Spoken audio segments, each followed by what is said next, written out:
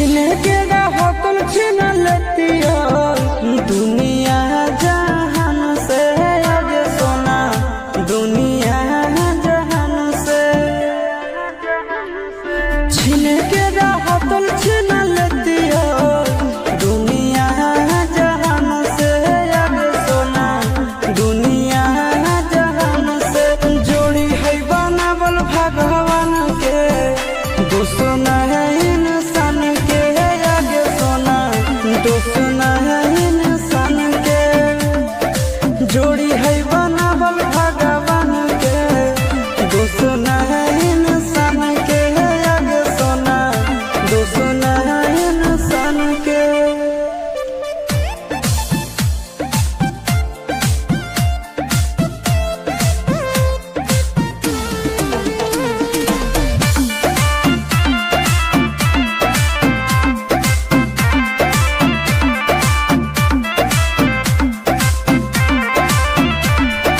जन्मों से भले दोनों रहेंगे साथ में कहरम तो कभी विधाते के हाथ में आगे जन्मों से भले दोनों रहेंगे साथ में करम